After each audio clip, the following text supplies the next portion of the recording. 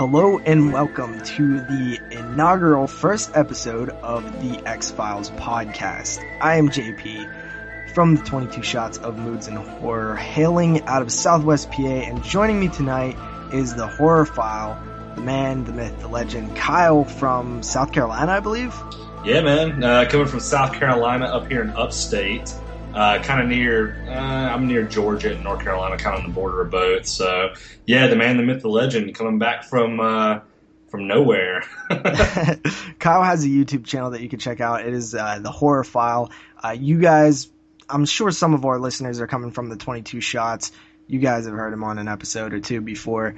Definitely check out Kyle's stuff. The idea for this podcast now, it will be a weekly, we assume, podcast in which we journey through the X-Files series episode by episode, season by season.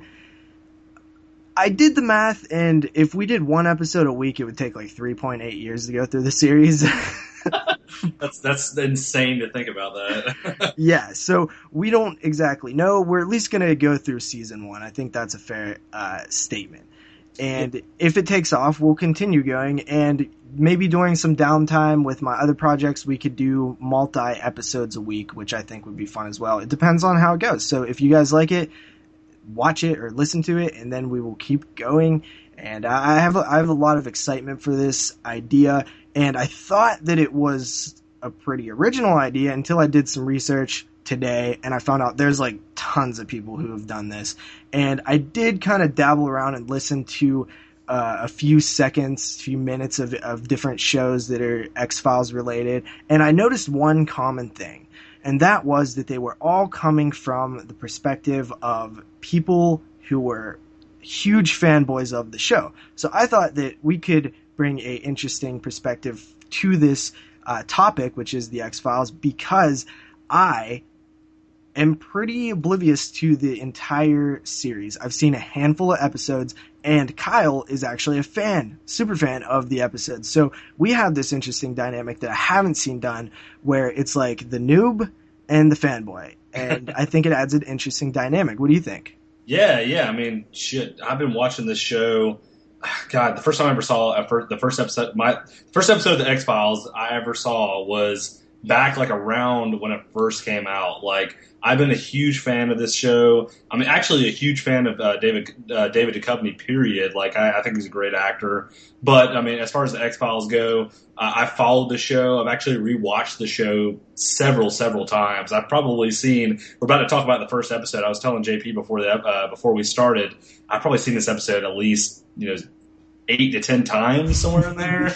It's like when I rewatched the episode, I actually rewatched this episode today just to kind of go back through and kind of revisit it again. Like, when I start watching it, I'm like, wow, I've seen this so many times. Like, it's like I can watch the first 5 minutes of the episode and be like, I know exactly what's going to happen. I know every single scene. It's just kind of crazy. Like, I've always just been a really huge fan of this show, so I thought it was a good idea that me and him did it. I mean, he's watched the episodes, or a good bit of the episodes. I don't know. Have you seen all the episodes, JP? Oh, hell no, dude. I've seen maybe 10 episodes total. Yeah. So, I mean, he hasn't watched, very many bit of the episodes. So I think it's really cool. I've seen, all 9 seasons. There's 9 seasons out. I've seen all of them probably roughly 3 or 4 times. I've seen some of the episodes multiple times. Also, obviously, they're coming out with the 10th season, which will air, I believe, in January on Fox. So I think it's a good idea for us to go through this. I think it'll be cool. I got a bunch of detailed notes on this first episode to kind of let you guys know what happens. And hopefully you guys can follow along. You enjoy it. So yeah, definitely follow along. That's one thing that I wanted to mention. This will be weekly as far as we know, and we won't be covering multiple episodes per show. We will only cover 1 episode per show. If we decide to do more episodes per week, then they will be separate shows. I really am very strict on just wanting to do 1 episode per show. And it would be great if the people listening, because there will be spoilers throughout, would follow along, watch the episode, then listen to our podcast. I think that's a great model. I think you guys will have a lot of fun with it. And one thing that I did want to mention is, for me personally, this will not be as, analytical as I normally get. This is kind of a chill. I want to take this show in. I want to experience it. I'm not going to be picking things apart. I'm just kind of going to be, a lump of clay, and I want this show to mold me into either a fan or not a fan. I don't know. I might not like this show, but I think it's an interesting journey for me to experience, and that's why I thought this was so cool, is because I really have not seen many of these episodes. Now, I will say that I do remember the show quite significantly. I grew up in the 90s. I do remember seeing it around. I knew the music. I knew what the X-Files was, essentially. I remember being a kid laying in my uncle's bedroom, renting movies, and then he would turn on the TV, and I remember the music, and it would be real eerie and scare the shit out of me. And I really was too young to pay attention and really see what was going on, but I do remember it. And throughout the years, maybe I flipped on an episode or two, and, I'm sure actually probably as we go through this series, I'll see one and I'll be like, oh, dude, I totally remember this. I didn't even know that was an X-Files episode, So that's entirely possible. The first time I seen it, I don't remember, but I do own a lot of the seasons on DVD, and I've been meaning to check them out. This is a great way to do it, and I'm curious, Kyle, when was your first experience with the X-Files? In this opening episode, I think it's important that you kind of touch on, how you became a fan. Yeah, for sure. So with this show, it's nostalgia for me, because when I was younger in the 90s, whenever the first episode aired, I remember my dad, he was a huge fan of the show. Like he just would always play, he would always turn on the show the day it came on. The big thing now is The Walking Dead. Back then in the 90s, really the big thing, well, other than Seinfeld, which obviously was a huge 90s yeah. was X-Files. So I remember, with my dad in the living room, first time I ever saw the X-Files, I remember hearing the music. Like, the music is like those creepy things you never forget. Like, I remember, when I was growing up, every time I would hear the X-Files music, I'd be so scared. I was like, oh my God, I'm about to see something I don't want to see. But yeah, I remember him watching the show, and, I'd be out there with him in the living room or wherever we'd be at, and we'd be checking out the show, and,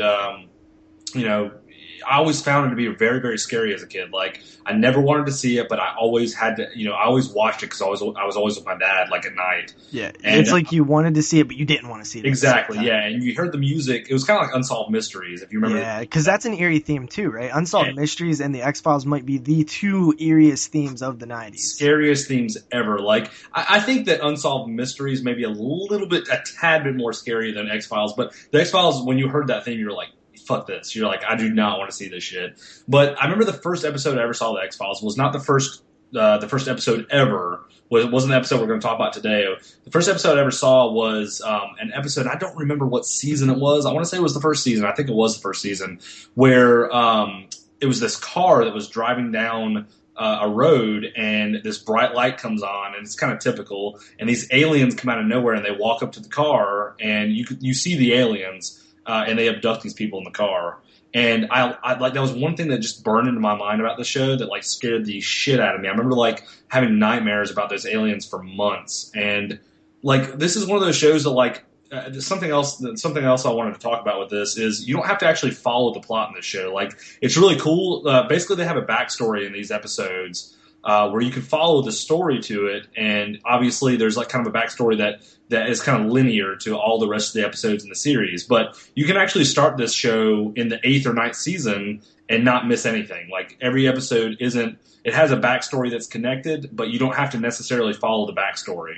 So that's kind of why I like shows like this. You don't have to necessarily, with Walking Dead, you can start the show in the 4th season and you have no fucking idea what's going on with the shit.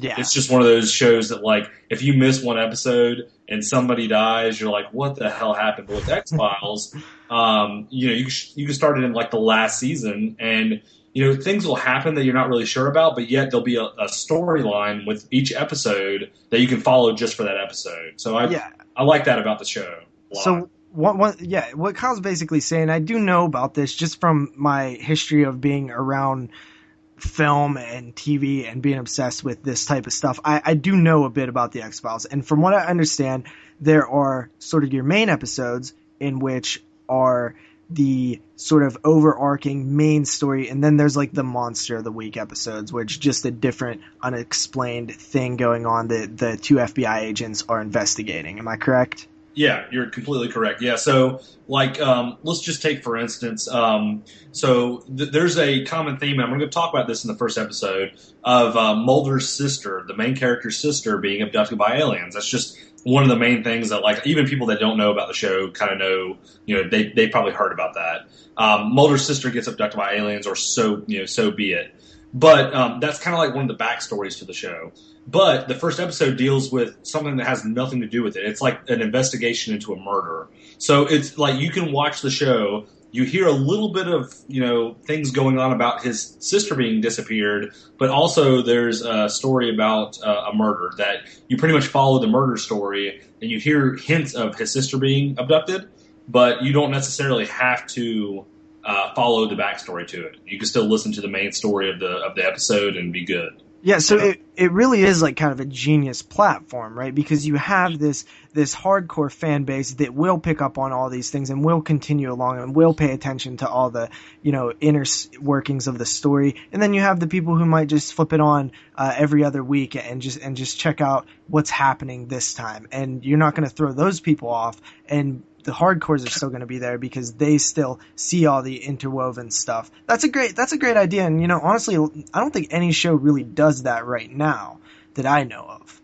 Yeah, I mean, I can't think of anything like any show that I watch currently. I don't watch a lot of TV shows. Like, I do follow Walking Dead. I will be that guy and say I follow that show because, I mean, I actually read the comic, so I've been following that show forever. But, I can't think of any show that's out there right now that you really don't have to follow, like, a linear storyline. Like, most shows that are out right now, I mean, it's in a good example of a TV show that's like this, and I don't know if any of the listeners have watched a Star Trek episode, but Star Trek, every series of that show, no matter if it was The Next Generation, Voyager, Deep Space Nine, whatever it be, you could watch any episode of that show and don't have to follow the plot of that show. Like, you don't have to follow a linear storyline. It's exactly like that. And a lot of 90s shows were like that, which, like, you don't find that nowadays with, like, a lot of TV shows. Like, most of the time you got to follow the TV show in order to find out what's going on. Yeah, and I like both. I like both styles. I think both have their special, cases, which it works and it doesn't work. But overall, I think it's good. But before we, continue along into the episode, actually, let's just mention what the X-Files is. I mean, it was a TV show that ran from 1993 till a lot of years later. 9 seasons, 202 episodes, I believe, 2 movies, and a revival. Yeah. Yeah, it's been around for a while. Like I remember like the first movie itself. Like I actually went and saw the first movie in the theater, and I don't know if you guys have seen the movies or not, the listeners, but that's another example of not having to follow like any storyline going on in the show. But the first movie was scary as shit. I remember seeing that movie for the first time, and I was like, ooh. And yeah, it's kind of crazy. Like, it did spawn 2 movies. It spawned a revival series, like JP said, that's coming out next year. It's pretty crazy how popular the show became. I think it even had a couple of spin-offs and a 10th season comic book. Yeah, the Lone Gunman was the spin-off, which was some of the characters that were in the show that actually kind of like, talk to Mulder and Scully in the show. It's kind of a different story. We won't get into that, but that was the spin-off show. I don't think there was any other spin-offs other than that. But the comic book came out. I didn't really read the comic book, so I'm not that hardcore in reading the comic book. But I think the comic book basically dealt with like themes similar to the show, which was like random stories and things of that nature. All right, yeah. So I guess you want to get into the actual episode, which is the pilot episode. Yeah, we will get into the episode. I like I said, I took some detailed notes on this, so hopefully you guys will be able to follow along. And if you have any issues following along, definitely pause the episode and kind of revisit what I'm talking about. But pretty much, this is the pilot episode. This is season 1, episode 1. Pretty much, it starts out. The first scene that you see a girl running through the woods right when the episode starts. As she's running through the woods, you see a bright light. Basically, for the first 2 minutes she's running, she's kind of scared. You see a bright light and a man standing over her and holding her. that's when the first part of the episode cuts off. So it kind of, I think the theme they're trying to go for with this is they're trying to get people interested within the first 30 minutes of the show. To let them know that, hey, it's kind of an alien show. This is kind of what's going on. But it kind of just looks like a general abduction or alien, quote unquote abduction. But yeah, the girl's running through the woods. Bright light. There's a huge bright light in the woods, and then there's a man holding her and standing over her. Standing over her and then holding her. And then the scene cuts off. Yeah, I believe there was I noticed, it's a TV show, and it's one of those TV shows where the commercial breaks are very obvious. So, it's honestly like kind of this like brief, it's always a suspenseful scene or something like that. Yeah. It's kind of interesting watching 90s TV like that. It's one thing funny. That some of the scenes where it cuts off when you watch it on Netflix and stuff, it's so like the commercial breaks are so obvious, like you said, and shitty. Like it's like, why would you cut to commercial break at this one point in time? Like it's like it cuts off and it comes back at the exact same point in time. It's just kind of weird. I don't know. Yeah. Also, I will note that I noticed this upon rewatch because a couple months ago I started watching the first season, and so it was kind of fresh in my head. But there's no opening theme X-Files thing going on here in this first episode. Yeah, I'm glad you said that because I didn't write that down, and I was thinking about that like completely. Like, there's literally no theme, like, in the first episode. So it's kind of like it cuts off to the X, like where the theme would be. And there's, like, no music whatsoever. So it's kind of weird when you first watch it because every other episode has, like, the X-Files music. So I think, like, they were still kind of getting the concept down. And there's, like, actually no song, like, X-Files song. So it's kind of weird. Yeah, and shortly after that scene that you just described, we are introduced to our lead characters, actually. And one of them is Agent Dana Scully. And we are introduced to her first, I believe? Yeah. Actually, she's introduced. And what I was going to say is when it cuts back, before we get introduced to the characters, it cuts back and there's you see a dead body in the woods. There's a little bit of an investigation going on. That's when it cuts back to Scully. Like you said, it is her first. She's walking into the FBI headquarters. To have a meeting with some of the head FBI people, which is like I think it's the director of the FBI and some other people. I think there's like one other guy there, and that's when you first get introduced to the cigarette smoking man as well. Okay, now I have heard of that before, so I take it that this is a reoccurring like antagonist or throw some salt in their game type guy. Yeah, so the cigarette smoking man is like kind of like a reoccurring character throughout the show. I don't know if he wouldn't really be considered an antagonist. Okay. He is, and I don't really want to give it away in this. Okay, so he's just a mysterious character that we'll find out more about later. You'll find more about him, like you said, within the first couple of seasons. But he is significant to first being introduced to him. Very significant. He is one of the key roles in this entire TV show. So we won't, discuss exactly what he is right now, but you do see him in the room with Scully when she's first introduced. She's actually being asked about Fox Mulder, which is obviously Mulder from the show, David Duchovny's character. And she states, they kind of ask him, do you know who Fox Mulder is? And she says that he's the best analyst in the violent crime section of the FBI. And she also says that they call him Spooky, which you will hear throughout the show that he is called Spooky by the Bureau. So he kind of has a reputation of being this guy who is a little eccentric and maybe really into some kooky stuff. Yeah, exactly. Like, he is like very eccentric, and I mean, you kind of find out obviously like what type of character Mulder is, but he's definitely well known by the rest of the Bureau, and he has like a really big following of what people think about him, and they obviously have a guy that they're going to call Spooky. Yeah, indication of what people think about him. So I find this whole opening scene to really set a lot of like character development up, because right away you get this almost Clarice Starling type vibe from Dana Scully. Like she's just a tough, like awesome chick who like is very went out and got everything that she needs in life with education, and really like pushed real hard in her life, like a real go-getter. Yeah, I mean she's basically she has a a degree in medicine, so she's a doctor. And she is she's kind of on her A game. I mean, she went to school. She became a doctor. She actually applied and became an FBI agent. So, I mean, she's pretty much got it all going on. And the reason she actually said that she wanted to work on the FBI is because it was kind of like a clear path for her, and she liked doing like investigation things and things of that nature. So you kind of get introduced to her character, and she seems to take her job and everything very seriously, very professional, just very, by the book. Which you can understand why the FBI, once we kind of explain why she's with the FBI and why she starts working with Mulder, when you get her introduced to her character, you kind of understand why they want her to, be with Mulder. She's a skepticist. She doesn't. There's ulterior motives there. Yes. It seems. So, to kind of get into that really quick. So when she's in this meeting with the cigarette smoking man and the director and all them, they ask her about Mulder, like I was saying, and then she's assigned to work side by side with Mulder, and she's kind of like confused of why she's being assigned to Fox Mulder, and she knows about him, she knows what he does, she knows what the X-Files are. She doesn't obviously. So what are the X-Files? We need to know that, right?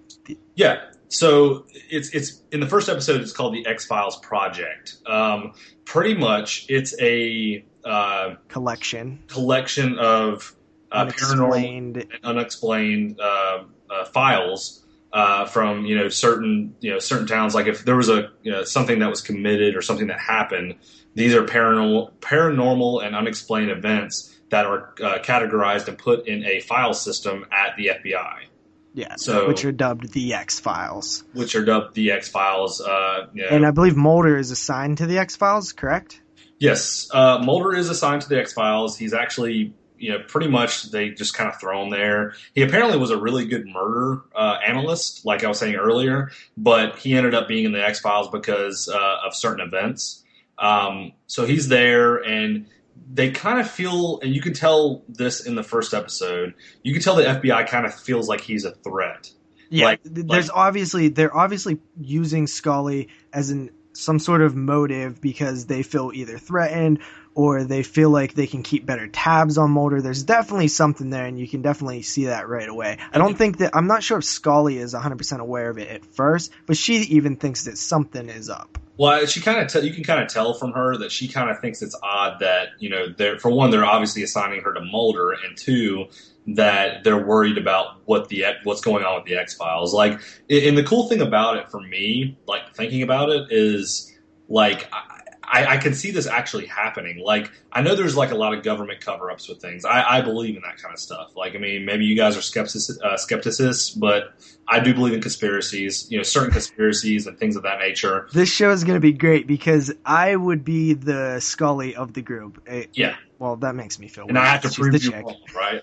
Yeah, because I am naturally a skeptic. And that's the interesting dynamic with these characters right away, man. I was like, I really love that. It's the perfect dynamic because you have this guy who just, he knows it's real. And as an audience, we know it's real because we see things, but the characters don't, but Mulder does. And Scully is the skeptic. She's like, science and this and that, and it's a great dynamic. It's honestly a perfect dynamic, and I honestly don't think it would work if the gender roles were switched. Let's say Scully was the believer and Mulder was the skeptic, because then I almost feel like it would downplay because she is a woman, and it would be like, oh yeah, it's just Scully, she's crazy.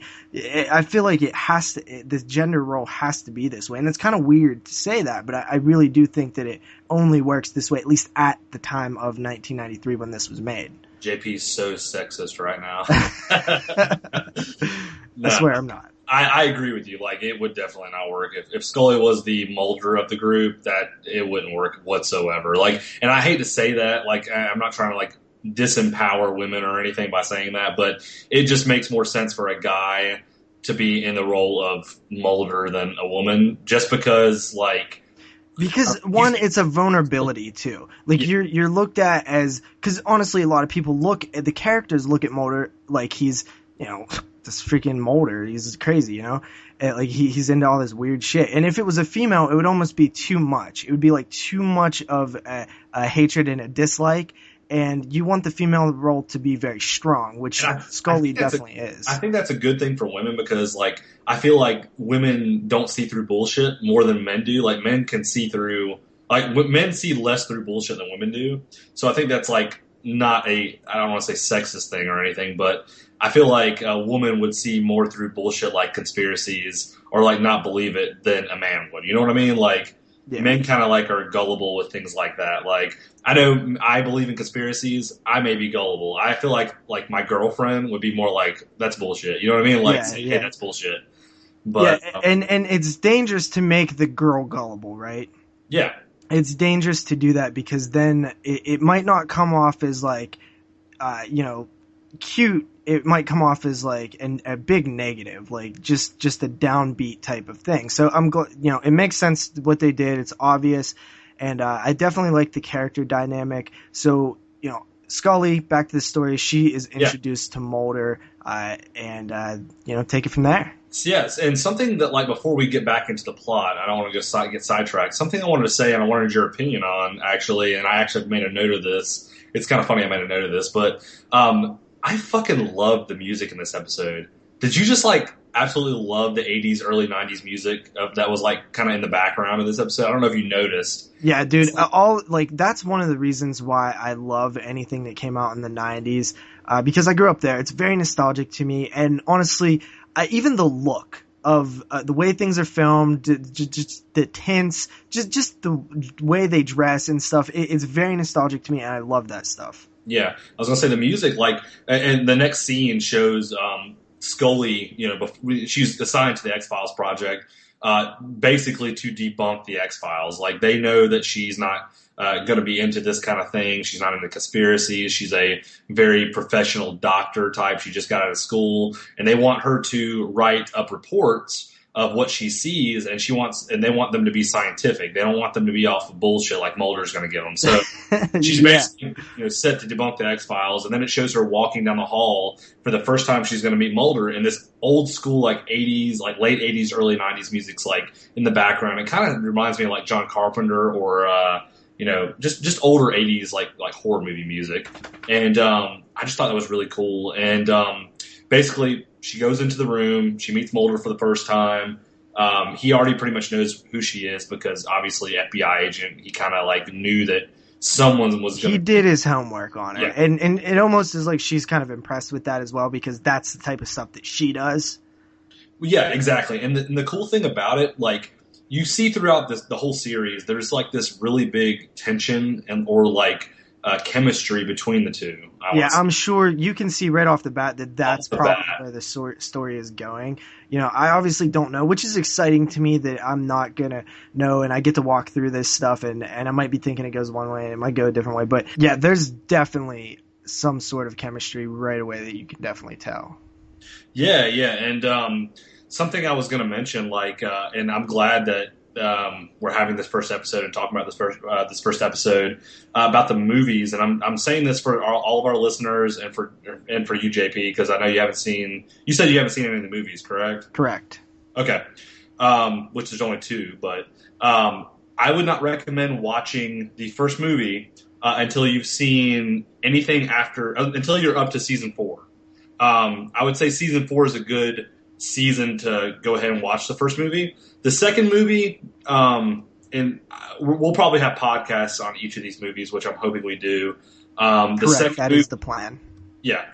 The second movie I wouldn't recommend watching until maybe a season or 2 after the first movie, so maybe like the 7th season. So if you guys are planning on following along with us and starting the first season and maybe working up to the 9th, 10th season once it comes out, don't watch the first and until around the 4th season. That way you kind of got a background for Mulder and Scully and kind of understand what they're about before you see the movies. The movies have nothing to do with the show. Let's just say the storyline has nothing to do whatsoever with the show, other than the conspiracy, which obviously is a huge factor within the show. There's conspiracies and all kinds of alien stuff going on, which everybody should know off the bat. but those are good seasons to watch each of those movies. So I just want to say that off the bat and kind of set the record straight for that. So. If you're going to do it chronologically, the 5th season came out, and then right after it, the movie came out, continued with the 6th season, and then all the way up till 9, and then after the 9th season, the 2nd movie came out. There you go. Perfect. Yeah, I mean, and you don't have to really, for the 2nd movie, which, by the way, I will say this, Exhibit is in the 2nd movie. How fucking hilarious is that shit? Well, I love Exhibit, so. Yeah. Pimp My Ride, right? Anyway, like, yeah, I mean, you don't have to really wait till the 9th season to see that 2nd movie. You can even watch both movies like back to back. But I just wanted to like set that straight in the first episode so everybody kind of knows what's going on. And something else I will say before we get back into the plot of the episode, all these seasons are on Netflix. So if you don't own the seasons, go on Netflix and just watch them. I mean, they've been on Netflix for years. I've watched all these episodes. Like I probably watched, like me and my brother, like we're huge X-Files fans. So we just throw on episodes, random episodes, just throw them on Netflix and just watch them. So recommend going on Netflix. You don't necessarily have to own them, but there is a Blu-ray box set coming out of all the episodes, and the Blu-ray box set looks really, really cool. I'm thinking about buying it. It does. I would recommend either buying that or just watching them on Netflix, whichever you prefer. Yeah. What I recommend personally is maybe check them out on Netflix if you're not a huge buyer. They're also on Hulu Plus. And then if you feel like you're going to like the show, go ahead and pick up the first season on DVD. I got it for like $7.88 at a Walmart. Yeah. They're super cheap. And then if you really like the show, save up, buy that Blu-ray set. It looks like a fantastic set. I'm happy right now with the DVDs, but depending on how this show goes, who knows? And so let's jump back into the episode. Kyle, where did we leave off? Let's do it. So basically where we left off, Mulder, so Scully goes into the room, meets Mulder. This is the first time they've ever met. So Scully's kind of like questioning him. He's questioning her. You can tell, like me and JP were talking right off the bat, there's a huge chemistry between the two. Like, I if you guys have ever had a girlfriend or met a girl, the first time you see each other, you see somebody that you really like and you look at each other, there's some kind of chemistry going on if you really like each other. Mm-hmm. That's like hugely, you can tell that's like a huge part of the scene where Scully walks into the room, Mulder kind of has, like JP said, already done his homework. He knows kind of what's going on. And they look at each other and you just can tell right off the bat this is going to be like an awesome show. They're going to have a lot of chemistry. So basically what happens is they go into the room. Mulder has already been kind of investigating, like we talked about in the first scene where there was a girl running through the woods. There was a bright light with a man standing over a woman. He's been investigating a bunch of murders that are similar to that, plus that. Yeah, one of the things is that the bodies have these two little kind of welts, dots, gross-looking things on them. And it's happened to a few different bodies all over the place, and they all just happen to be from the same graduating class. Exactly, yeah. So they're all coming. It's all the kids that are graduating. They're coming from the same graduating class. He's showing Scully slides of these different murders, and they all have, like JP said, these two they look like vampire bites on their back. They do. Back. And then Mulder's kind of like, what do you think these are, Scully? Give me your expert doctor opinion. And she's like, oh, it could be like, a spider bite or like an insect bite. And then he's like, well, what is this? And he shows her like a graph of the molecules, and she says that they are not organic material, and she can't identify them. So, and he says, neither can I. Yeah, neither can I. So that kind of starts out, oh, there's going to be a conspiracy here, or there's going to be a alien thing here, or something going on. So next couple of scenes, I'm not going to get really detailed on this, but next couple of scenes, they travel to Oregon to investigate the murders and see what's going on. And Mulder and Scully are driving down the road, kind of going to this murder scene, or going to this. I think they're going to a graveyard, and their car.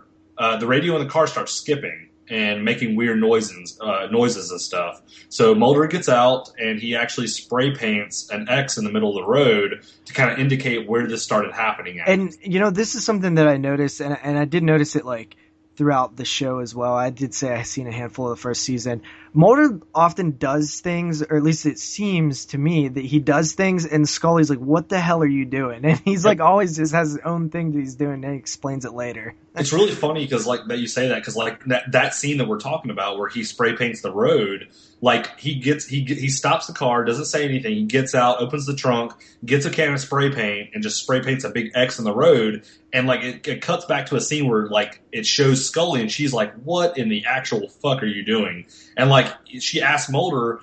And something about Mulder is when she kind of questions him about things, he always gives her the runaround or gives her like a really short explanation for what he's doing, which I love that. I think that it's so awesome that like they kind of like wrote his character to just give her short explanations and make her figure out what he's actually doing.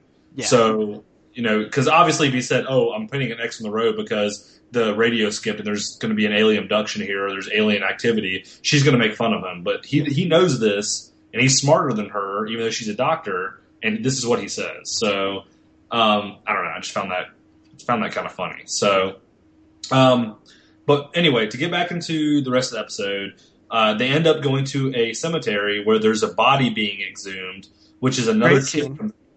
Say that again. I said great scene.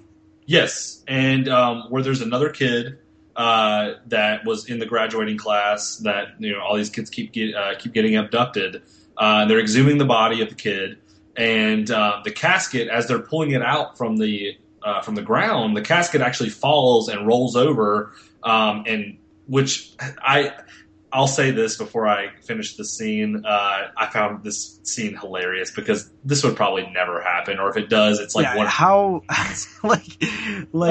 how do you figure that the strap is just gonna break? It's so just it's so generic. Like the strap, it cuts to a scene where they're pulling the casket out of the ground, they're exhuming this body because the FBI want to look at the body because it was one of the kids that a similar thing happened to, and it just cuts to a scene where it shows the little cord that's holding up the little the seam to the cord that's holding up the casket from the bulldozer. Yeah, you've seen this scene 1,000 times in 1,000 different movies. Yeah, it just threads off and snaps, and then the casket goes rolling down the hill. What are the odds of that happening? It's for dramatic effect. It's a TV show. But yeah, you're right. It is a little funny. Very generic. I mean, the casket falls, it rolls over like it's probably 5 or 6 times, hits a gravestone, and the casket opens up. Mulder and Scully plus the I can't remember who the guy was that was with them. I want to say it was the sheriff. It wasn't no, it wasn't. Who was the little guy that was there with them? The guy that they were talking to right when they walked up. I can't remember. Not sure. Yeah, I can't remember exactly who it was. The sheriff was there, but I can't remember who the other guy was. But anyway, they run up to the casket, and they open up the the guy's like, "Hey, this is a procedure. We're not supposed to open up a casket without proper procedure." And Mulder's like, "Is it procedure to drop a casket and let it roll over a million times?" And they open up the casket, and there's like a skeletal remains of not a human. I mean, you can look at it and tell it's not a human. To me, it looks like an ape or like a chimpanzee, like Scully thinks it is. Yeah, so they take it back, and I believe it was the medical examiner of the town who was trying to stop them or whatever. Yeah, so the medical examiner runs up, and he's like, "What are you guys doing?" But right before all this happens, with the casket rolling over, he's like, "What are you guys doing? You guys don't have proper procedure for this. You don't have like a warrant to do this." And Mulder's like, basically, we're FBI. We can do what we want, kind of deal. So they have an autopsy scene, which, honestly, it's a little chilling to see that. In 1993, I was a little like, whoa, this is pretty, brutal stuff.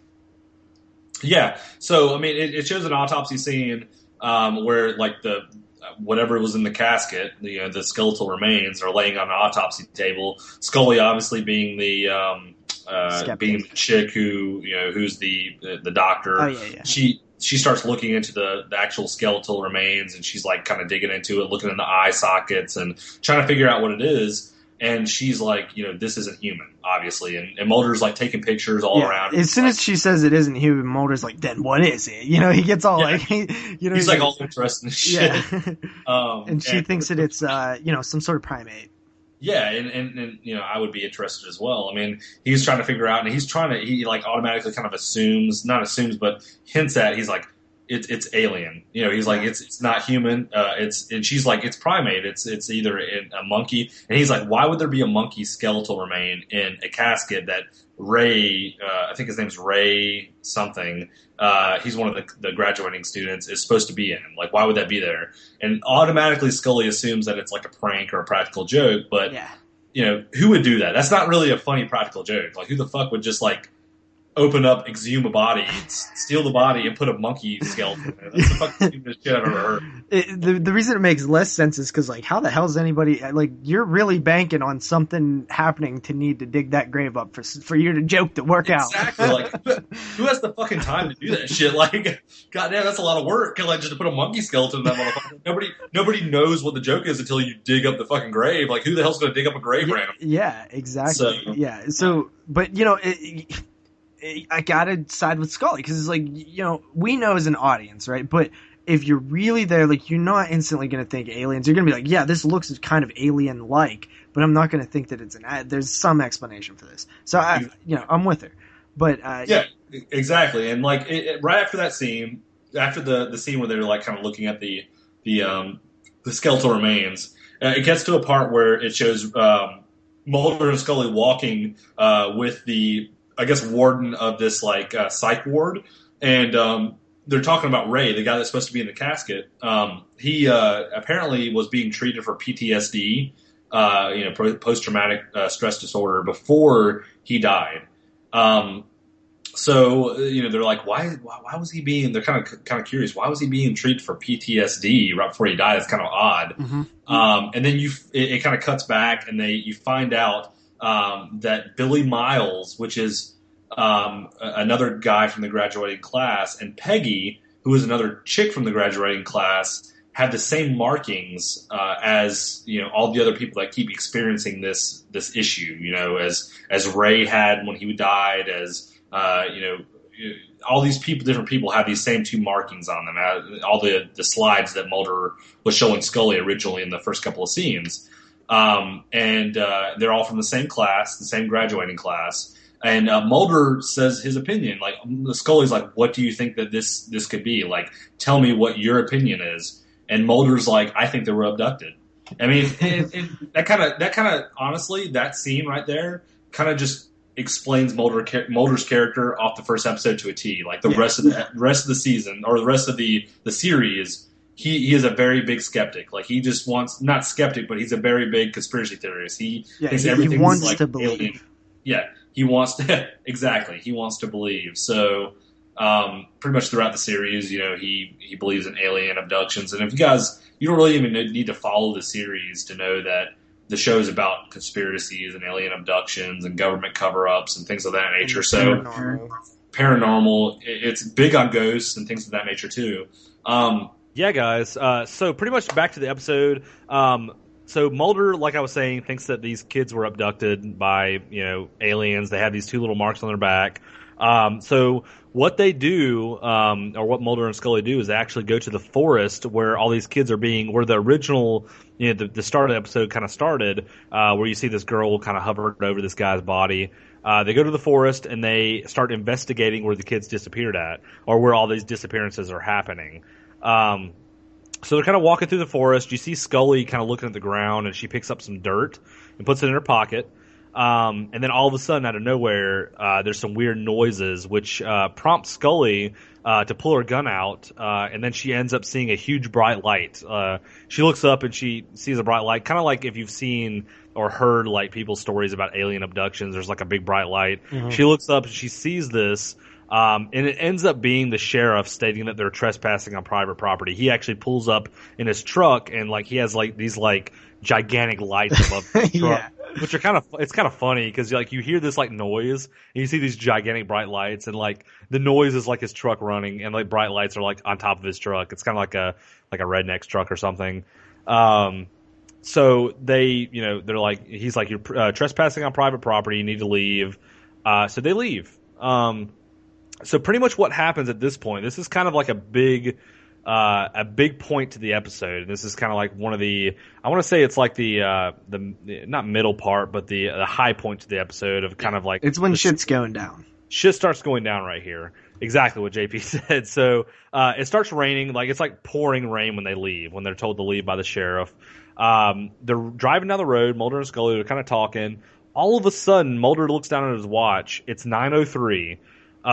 They both experience time loss. So pretty much, he looks down at his watch. You see this like scene where there's like a bright light, and they kind of like look out, and they're like, kind of like, and it kind of cuts off, and then it cuts back on. And their car stops. And they stop on the side of the road while it's still raining. And Mulder looks at his watch, and it's 9 minutes faster, so it's like 9:12.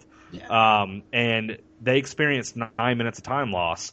And he gets out of the car. He's like, "We just like lost 9 minutes. We just lost 9 minutes." He's pretty excited about it, honestly. Yeah, and Scully's like, "What the fuck is this dude doing?" And he's like, This guy's a fucking nut job." Like, and like they look down, and the big X that he had actually spray painted in the road is right there where they stopped, which is kind of crazy. Like, it's just like one of those things. You're like, okay, that makes sense. That's starting to lead up to something. So she's kind of like weirded out by this, and he's like very excited. Obviously, he knew something like this was going to happen. So skip ahead a little bit. Scully goes home. She starts to get in the shower. She starts feeling some marks on her body, which she thinks are the two little bites that, all the other kids have. Yeah, they're kind of bumpy. And obviously they experience this time loss. They're kind of like weird. She's kind of weirded out by this. She's getting very paranoid, thinking that she's next and stuff. Goes over to Mulder's hotel room, and there's kind of another chemistry scene that happens when she asks him to check. Yeah, she's like, "Hey, I need you to look at this. I want you to find out what's going on with this. With what's going on with my back." She's like in her robe, like with pretty much almost nothing on. And I'm gonna say this like off the bat, like for the record, late 80s, early 90s Scully. Let's just say 90s Scully. 90s Gillian Anderson is the hottest chick ever to me. I don't know why. Dude, I'm telling you right now, like Scully is like super hot. Like I was like, wow. Like I even told my girlfriend, like it's funny because like before this episode even aired, like last week I went to Tennessee and I went to this record store and they had Gillian Anderson. How crazy is this? They had Gillian Anderson and X-Files stickers, like actual just Gillian Anderson stickers that you could put on your car, like bumper stickers. And like I picked one up and I was like, Jesus Christ, like Gillian Anderson is so fucking hot in the 90s. I don't even know why, because I don't even like redheads for one. Yeah, I've never been with a redhead, and like I look at her and I'm like, there's something about her. Yeah. I don't know what it is. Like even now, she's still hot nowadays, but like back then she was like insanely hot. But like anyway, back to the show. She, she's in her robe. She's kind of, she's in her panties, bra, whatever, and she pulls off her robe and she, has Mulder look at her lower back. He's looking at them kind of like, I don't know what this could be. And she's like, what is it? What is it? And he's like, it's mosquito bites. So there was 3 of them as well. False alarm. Yeah. It was kind of like, it looked exactly like the bites that, all the other kids had, but it was a false alarm. It wasn't actual, it wasn't the actual bites or the little punctures that the other kids had. So, they almost look kind of like wart-like, the real ones. They're really gross. I don't like them. Yeah, they look. I don't know. I agree with you, man. They look like skin tags or some shit. Yeah. Nasty shit. But pretty much, she's like, she's weirded out. She wants to sit there and talk to Mulder, and Mulder starts to talk about his sister. Which this is a huge, and I want you guys to listen to what I have to say about this scene because this is a huge part of the entire series. Like the mythology. It has a huge part. It plays a huge role in Mulder's backstory in the entire series. He starts talking about his sister and how his sister disappeared. So basically, when Mulder was younger, him and his sister were in their house, and he saw a bright light, and he went out to see what it was. And he says that he saw his sister being abducted by aliens. It gets more in depth about this later in the series, but in this episode, he says he sees his sister. He sees a bright light. He sees his sister being taken away. And then she just disappears and he never sees her again. And that's the reason why he joined the Bureau, why he joined the FBI, is because he wanted to investigate the paranormal, find out what was going on, kind of, that just gave him initiative to actually join. Yeah, we find out essentially what drives this character. The entire reason for his existence and his pursuit is based in this story. Which I honestly, I think that's an awesome concept. Like, his sister disappears. He wants to find out what happened. He believes that it obviously is due to quote unquote aliens. So, you kind of find out what goes on there. But anyway, back to the main story of this episode. He kind of starts talking to Scully about his sister. Then he gets into how he's trying to access certain info, and within the internet at the time, within the bureau, and he's being blocked. So there's being a lot of attempts to block what he's looking up within the bureau's systems. Yeah. So this kind of sheds a little light onto the fact that they're obviously hiding something, and it's sort of a him versus them thing.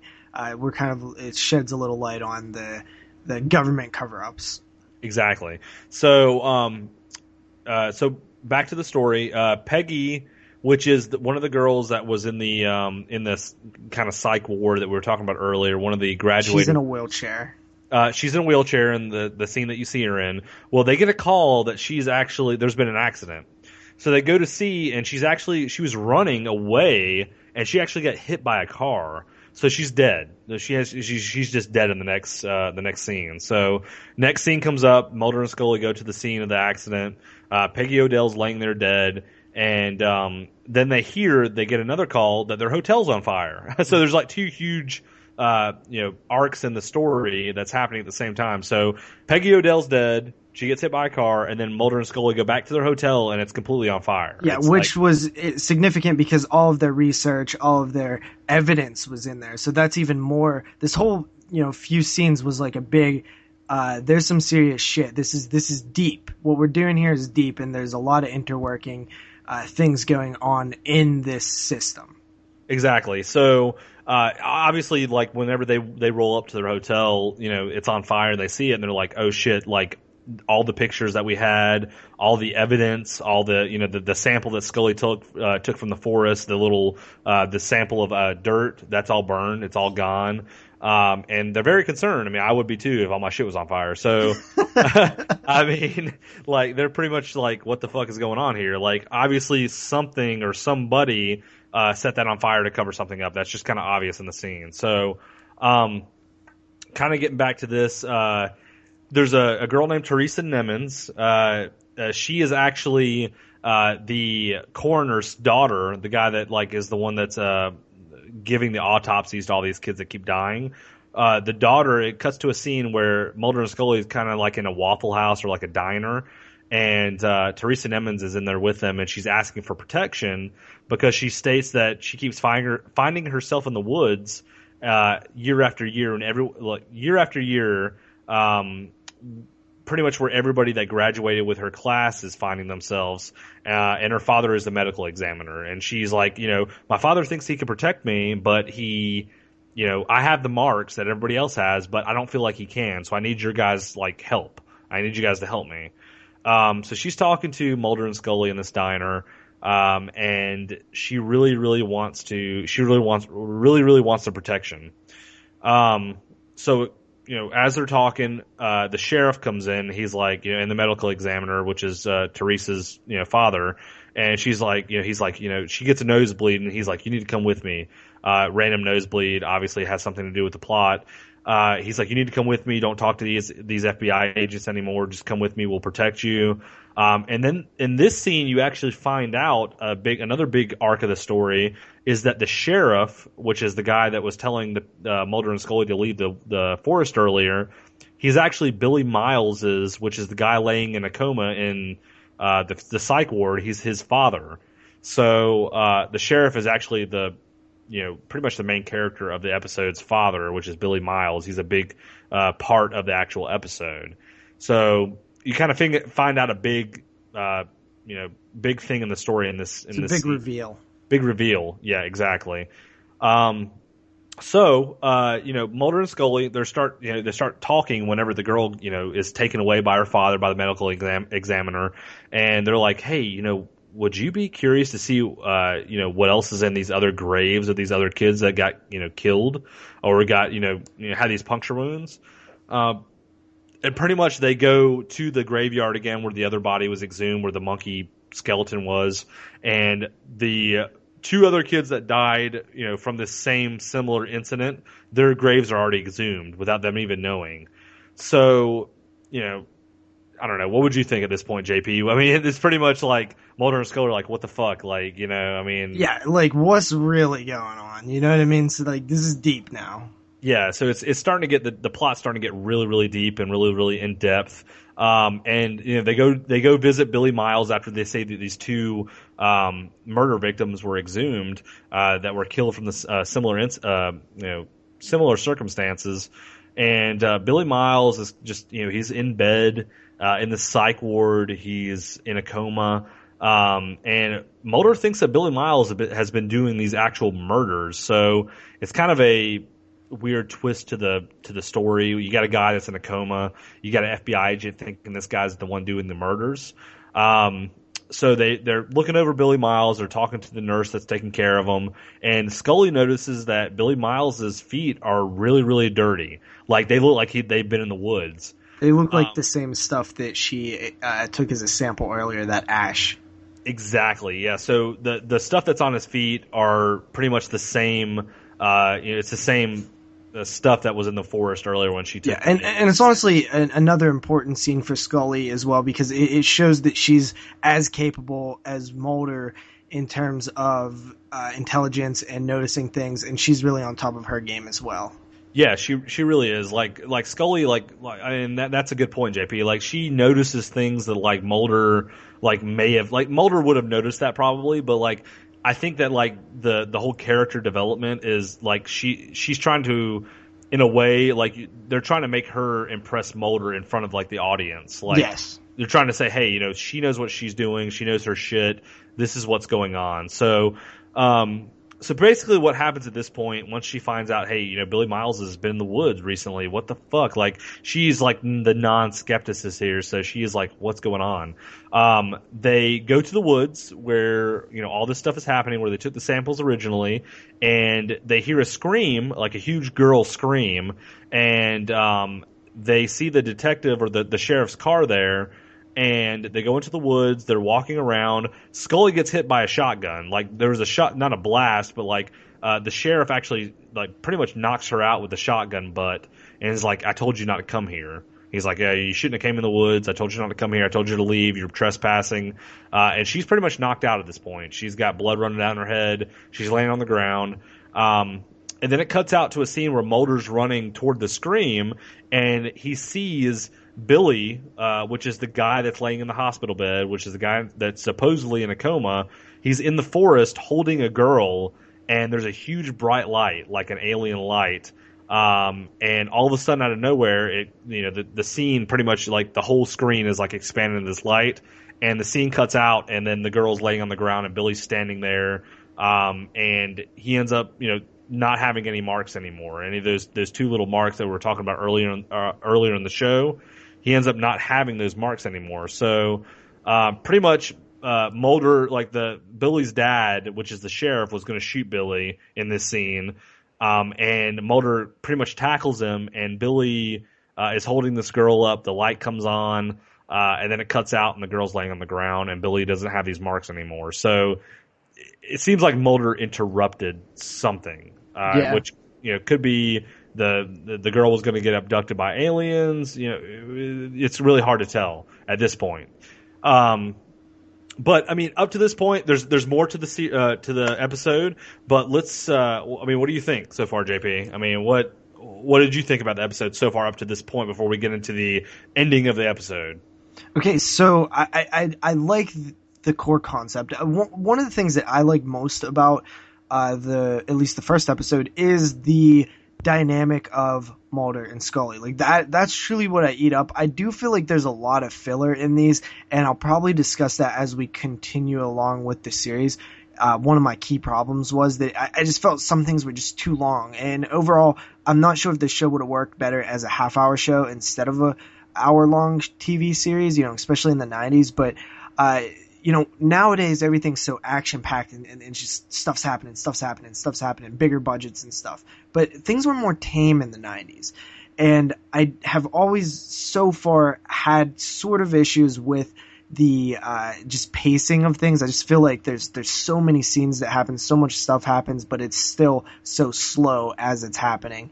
And as I become a fan, if I become a fan, maybe I'll sort of tune that out little bit. I feel like there's definitely some time to adjust and kind of get into the series. But so far, I like it. I love the dynamic between them. I just feel like it's a bit slow. Yeah, I mean, I can agree with you on some of those points. I mean, I do feel like, there is a lot of filler with some of these episodes. I mean, it's one of those TV shows that, like I was saying earlier, each episode is different. So, they do feel, some of the episodes aren't the greatest. And it does feel like some of the episodes are forced. And like JP said, we'll get into that later on in the series. But I do feel that this episode was mainly committed to the dynamic of getting to know the two main characters, Mulder and Scully. And it does a good job doing that, and it sets up the core of what it's about in terms of I want to believe and this eerie atmosphere. There's definitely some eerie stuff going on.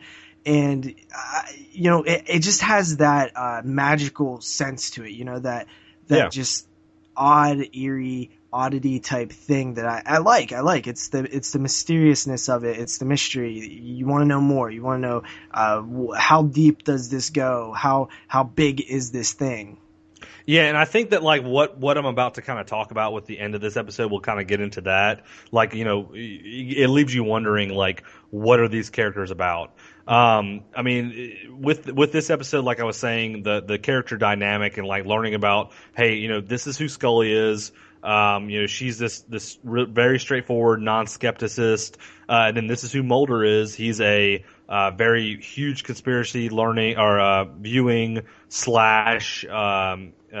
guy who knows his sister or thinks his sister was abducted by aliens. These are these two people who are complete opposites, and we're going to put them in a show together and throw these random episodes and random things at them and see what happens.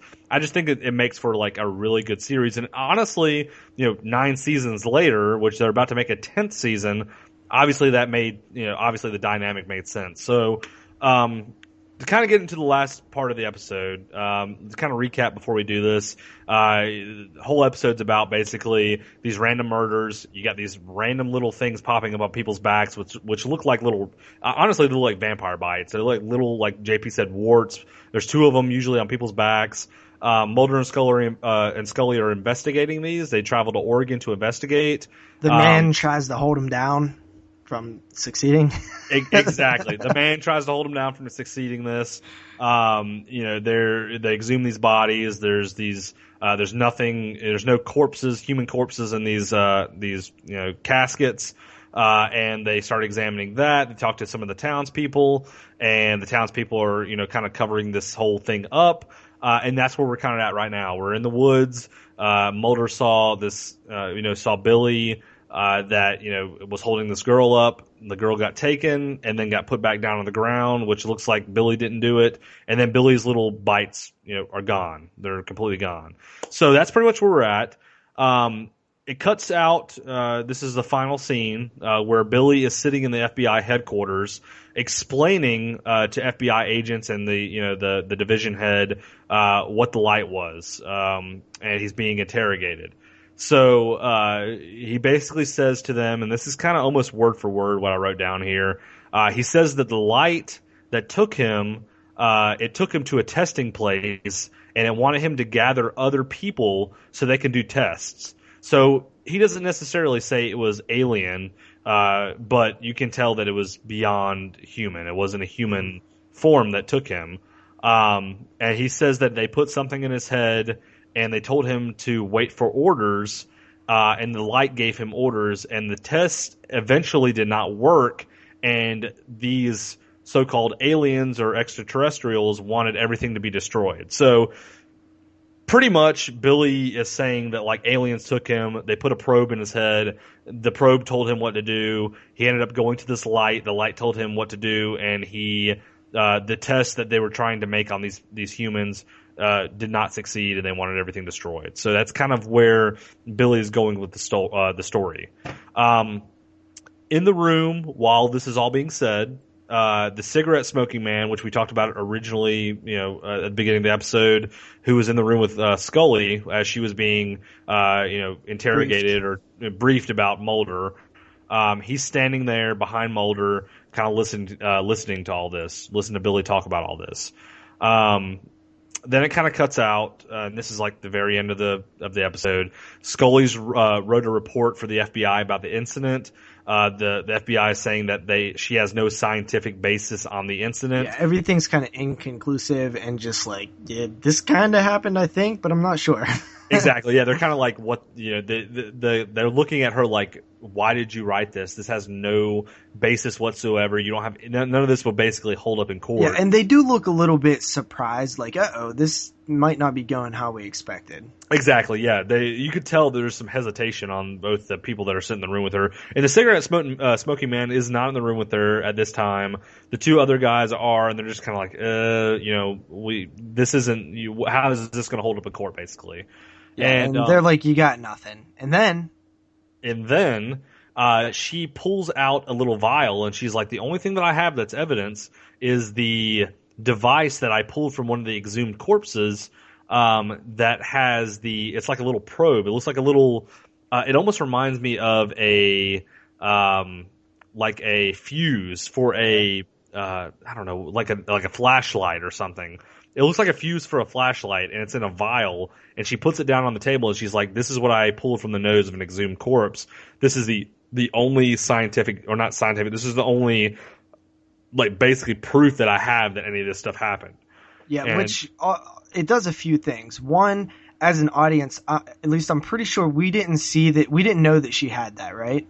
No, I had no idea that she pulled that. Okay, so one, it lets us know that Scully, once again, is on top of her game, and she is ahead of the game, being us, the audience. So it establishes that she is, once again, a strong character and very in control, and almost that she is on the team, the Mulder team, and that she, kind of one-upped what they were saying. So it does a lot of things, and it's a great scene. Like, I like that reveal a lot. Yeah, I really enjoyed that a lot because, like, I remember when I first watched it, or like I hadn't seen it in a long time, and I watched it, I was like, wow, that, she really, she was really smart in grabbing that, because literally they would have no basis off of her story that she's giving to prove anything otherwise. So she pretty much gave them proof that, hey, this is what, and she was saying to the division head, she's like, this has no. We ran, what this was, and it has nothing to do with human, we didn't make this, basically. Yeah. Like, the compound that's made with this is not from human life. Like, we didn't create this. Yeah. So I thought it was pretty cool. And kind of end the episode, she walks out of the room, and as she's walking out, she's in the hallway, and the cigarette smoking man, he goes back into the FBI room, and, you kind of see at that point the cigarette smoking man has something going on with what everybody in the head of the FBI knows about what's going on with these conspiracies or these cover-ups or, whatever you want to call them at this point, these stories. These X-Files. These X-Files. And then it cuts off again. You see a scene where Scully's laying in the bed. She gets a call from Mulder. Mulder says that all the paperwork on Billy Miles, which was the guy, obviously you saw in the woods, of all the stuff that happened to him, it was destroyed. There's no record of any of this. So essentially what he's saying is, like, somebody covered it up, and are you, like, this is what's going on, Scully. Yeah, pretty much like, hey, this, there were records of this. Now there's not. Obviously, we debunked this story. We figured out what was going on. Now there's no paperwork or anything assuming that this happened. So I thought it was a really cool scene because a lot of the rest of the episode, or a lot of the rest of the seasons and the series itself, a lot of episodes are like that where they try to disprove things. They do, and it ends up getting covered up, basically. So that's a big scene there. The biggest scene of the whole show, though, in my opinion, was the final scene, which is this scene, was the cigarette smoking man at the end of the episode, within the last I think it's the last minute of the episode. He's walking in a huge vault full of, like, it looks like a bunch of files. Like, if you were like it's a warehouse. Warehouse, yeah, full of, like, big boxes and files. and he has the nose implant that Mulder or that Scully gave the FBI, and he puts it into the vault, or basically puts it into a file, and he walks out and the door closes and it zooms in and you see that it's a warehouse in the Pentagon. It's like the middle of the Pentagon. Yeah, so, which is a great scene because he pulls out you right away, the vibe that you get as a viewer is there's tons of stuff in here, right? This is a big place. And then once you get closer, he pulls out a box. In the box is a pretty serious case. It's like this little holder that looks like it was designed specifically for this reason. So you know that it's impressive and it's something that happened. There's a lot of things going on. So he puts the vial into this case with other vials, and that's when you know, like, this shit is huge. Like, this shit is going on for a long time. This reaches, like, the depths of, like, the world. Like, this is, like, this stuff like this has been going on forever. You kind of realize that, obviously, it's in the Pentagon. The government knows about all this stuff, and they're categorizing this stuff and putting it in a vault. So, yeah, the fact that they have multiple of what he's stuck in there means that they know about everything already. Exactly. They know more than our characters know. And another thing about this scene is that really I liked a lot about it was you realize that this cigarette smoking man, or this guy, they call him the cigarette smoking man, but he's just basically a random character who's throughout the series. He plays a big part in all this, everything to do with the series. Like, you find that out in the first episode, and I really like that a lot. That's a really good character development, just like from the first episode, that this guy has a big part in, like, this. He's going to be a big part in the rest of the series. So. Yeah. I thought that was a pretty cool thing. So, absolutely. So that's it. That's the episode, guys. That is the first episode of the X-Files. Obviously, this first show is going to be a little bit longer, as we did the big intro and talked about what we was going to do, talked about ourselves. But I had fun. Did you have fun, Kyle? I had so much fun. Like, I love talking about these episodes. I love revisiting these episodes. If you guys, like I was saying earlier, if you guys really, maybe some of you guys are big fans of the show already. If you're not, I really encourage you guys to watch these episodes. Even after we talk about and spoil the episode, it's really cool to watch them. So I had a lot of fun. That's awesome. So you ready to get out of here, man? Yeah, man. Definitely. All right. So please, this is our first episode. Check it out. We're going to try to get these on iTunes. They'll be on the website, hopefully weekly. If you guys like it, we'll keep doing them. I had a lot of fun. I think this is going to be a great series if we continue it along. It all depends on you guys listening and giving us feedback. I am JP from the 22 Shots, DoubleShotJ on YouTube, Twitter, all that shit's on the website. That is Kyle, the Horrorphile. Anything you want to say, Kyle? Anything you want to plug?